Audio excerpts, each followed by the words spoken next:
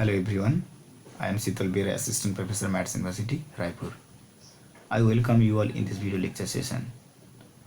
In this session, we'll talk about the major poetic forms of the Romantic Age and the Victorian Age. I have planned to classify the session into two parts. In the first part, that means in today's session, we'll talk about both the literary ages and the representative poets and some of the major poetic forms of the Victorian era. So let's start the discussion. As you all know that Romanticism in England was started in the year 1798 with the publication of Lyrical Ballads. It's a collection of poems composed and published by William Wordsworth and Samuel Taylor Coleridge. In Romantic Age, we had also many other great poets like Lord Byron, Shelley, Keats, William Blake, Thomas Gray, then Southey, and many more. In Romantic Age, regarding the form of a poetry, the nature of a poet, and definition of poetry, we will refer to the critical treatise of William Wordsworth, preface to the Lyrical Ballads, where he generalizes all the aspects or standards of poetic form and nature. To quote Wordsworth regarding the definition of poetry, he says or he defines poetry is the spontaneous overflow of powerful emotions. So it summarizes the whole concept of romanticism. Romantic poets, they are imaginative, they are very close to nature, their writings or their poems are very lucid, and these are very sensitive, they are very sensational in its close adoration of beauty and truth. They are very imaginative. Now if we move towards the Victorian era, it was started in the year 1837 with the ascending of Queen Victoria into the throne, and it continued up to 1901 when she was died. In this era, we had also many great poets like Alfred Lord Tennyson, Robert Browning, Elizabeth Barrett Browning, Matthew Arnold, G.M. Hopkins, C.G. Rossetti, and some others. Here in the Victorian era, we have found certain deviation from the poetic sensibility of the Romantic age, the romantic concept of poetic composition. In Victorian era, the Victorian poets, they are very much logical, they are argumentative, they believe on scientific approach. Their works lament over loss of faith and glory. To quote Matthew Arnold regarding the definition of poetry, Matthew Arnold defines poetry as poetry is the criticism of life.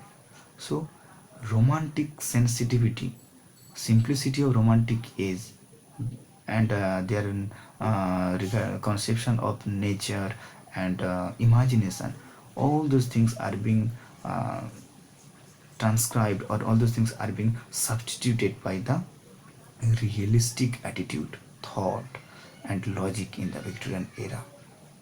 Now we'll come to the point, major poetic forms of the Victorian era. So let's begin with dramatic monologue.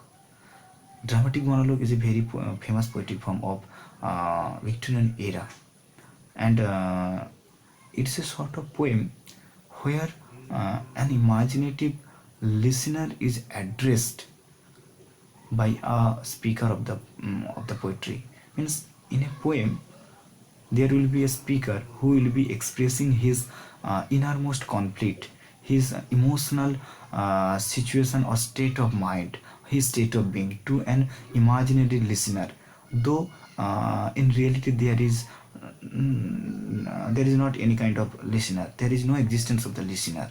So it is a form of revelation of the speaker, and this kind of poetry is championed by Robert Browning. His two poems, My Last Duchess and The Last Ride Together, are always known and remembered in this purpose. And also Tennyson's Ulysses is also a very fine example of dramatic monologue, where Ulysses the king is expressing his being the speaker of the poem, expressing his mind, expressing his life, his zeal of knowledge, and his interest of voice, and he's addressing his imaginary son. He is saying that he is the king of Ithaca and his son Telemachus. Now he is supposed to carry on with his journey into the sea voice, and giving all kinds of responsibility to the imaginary son, Telemachus. So it is, the dramatic monologue is a sort of poetic form where a revelation of mind of the speaker is found. Now next, moving towards, and even other example of dramatic monologue can be found in modern age also, by T.S. Eliot, the great poem The Love Song of J. Alfred Prufrock. It is also a fine example of dramatic monologue. Now, another form of poetry which was introduced in the Victorian era, that is Cartel sonnet. It's a very interesting and very important type of sonnet. As you all know, that sonnet is a 40 lines poem, and in Petrarchan form, and there will be octave and sestet like format, stanza pattern, 8 lines octave, 6 lines sestet, but and in Shakespearean, quatrain, 3 quatrains and 1 concluding couplet. But in Cartel sonnet, it is all through different form. Here, 10.5 line poem. The traditional octave of 8 lines, here it is it has become or it has been segregated into a 6 line stanza, while in traditional sonnet it is the first stanza is consisted of 8 lines, and the sestet of traditional format, now here it is changed into 4 lines. So 6 lines and 4 lines, and it is followed by a half line. So this particular format, 6 plus 4 plus half line, this type of format of sonnet writing, this pattern or stanza division of that sonnet is Cartel sonnet, and it is introduced by G.M. Hopkins. If you take the example, then it will be Pied Beauty, Windover. These are the examples of Cartel sonnets in English. Now, another very prominent form of poetry or poetic composition is elegy. Elegy, we know that it is a sorrowful poem or poem of lament. Here, the poet persona or the speaker is expressing a tone of lament or a sorrowful note over the loss of any person or any historical past or any past glory.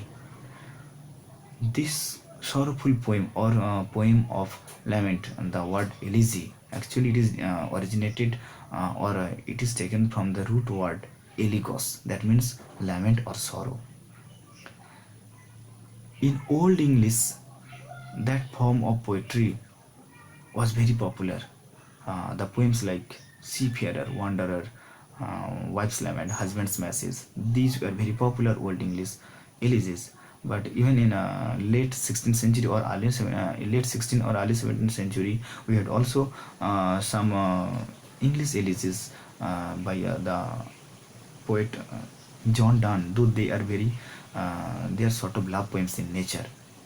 But in the coming ages, these verse forms was developed, and it became more formal and very standard in form. For example, Lycidas, written by John Milton.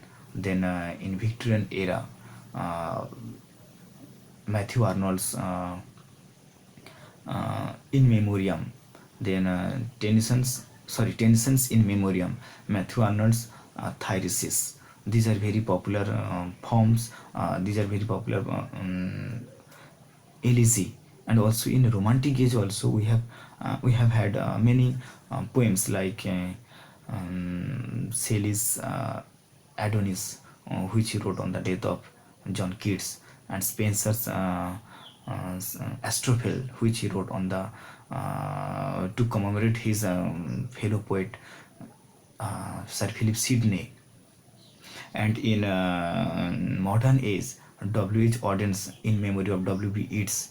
Then in romantic age, another poem written by Thomas Gray, Elegy Written in a Country Churchyard. These are all famous examples of elegy.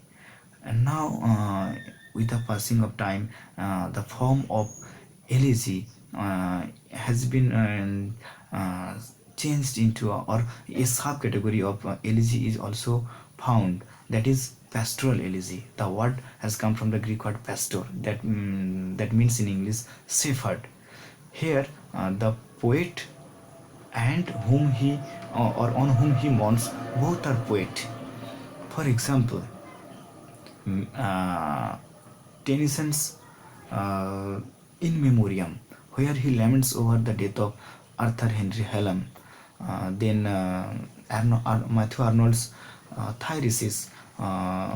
Here also he mourns over the death of Arthur Hugh Clough. And in the poem Adonis, where B.B. Shelley laments over the death of John Keats. Then Spencer, he is also a poet and he mourns over the death of Sidney, his fellow poet. The poem is Astrophel. So these all the poems where the poet and or the speaker and the person on whose death or on whose memory the lament is dedicated or the lament is put forth. So these are all the popular forms of poetry.